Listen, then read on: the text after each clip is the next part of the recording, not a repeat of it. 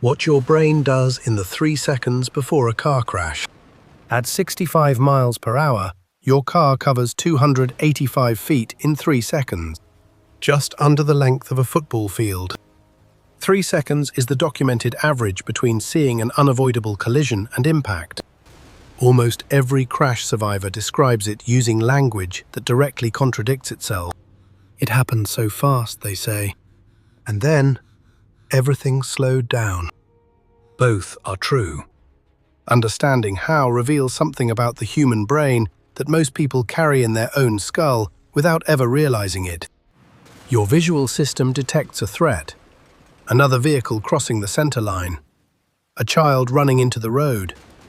That signal takes roughly 300 milliseconds to be recognized as a threat from the moment it first enters the eye. That is 0.3 seconds.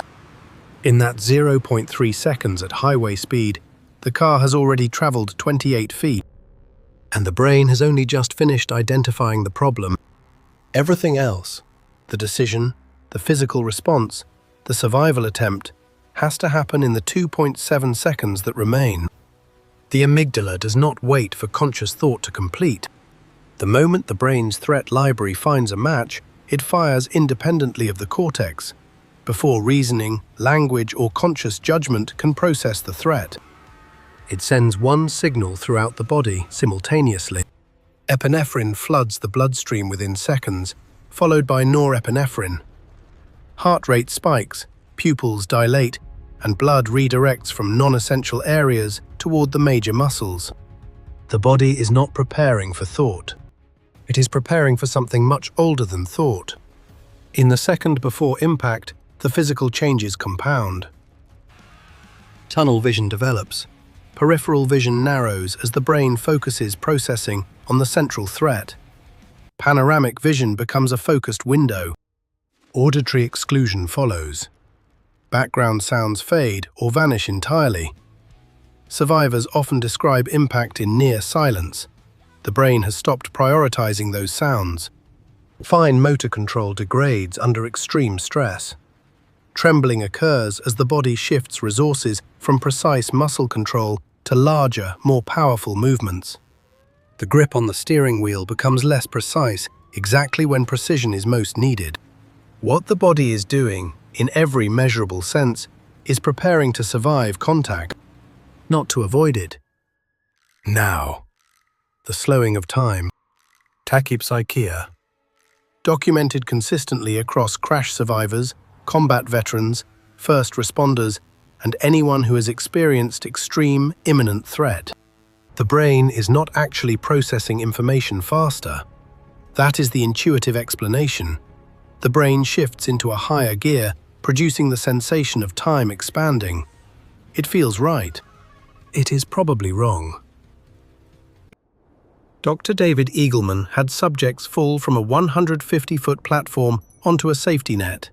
Frightening, but safe. Each wore a device, flashing numbers too fast to read normally. If the brain genuinely processed faster during extreme fear, the subjects should have been able to read those numbers during the fall. They couldn't.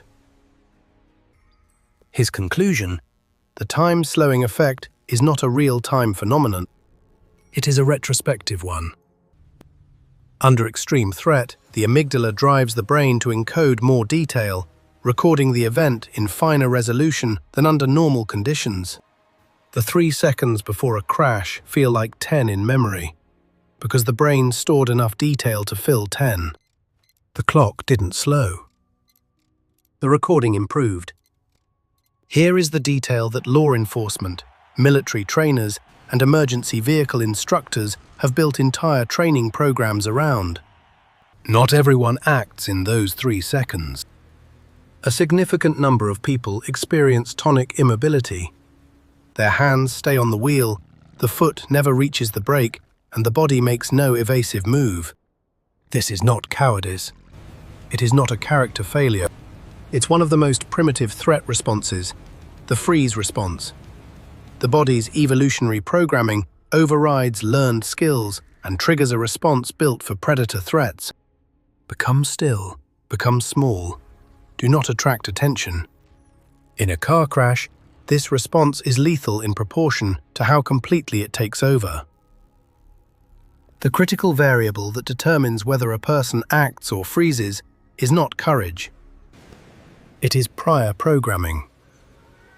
A driver trained in emergency braking has stored the sequence below conscious thought. When the amygdala fires, the motor program executes automatically. The foot moves to the brake before a conscious decision is made. A driver without that training must decide in real time, with the cortex partially bypassed, under tachypsychia, in under 3 seconds. The brain under extreme threat does not rise to the level of the challenge. It falls to the level of its preparation. The 3 seconds end. Some survivors report making decisions mid-crash, steering to protect a passenger, shielding a child, or turning the wheel to alter the collision. After the crash, the adrenaline that allowed everything described above remains in the bloodstream. It has nowhere to go.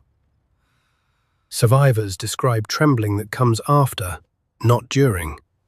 Shaking hands, weak legs, and nausea that arrives once the threat is over. Some cry without knowing why. Some feel nothing for several hours, then feel everything at once. 3 seconds. 285 feet. A football field. Enough distance, in theory, to brake, to steer, to make the difference between a near miss and a fatality. The 3 seconds before a crash do not reveal who you are. They reveal what you have practiced. The brain under extreme threat is not creative, is not heroic. It is a retrieval system.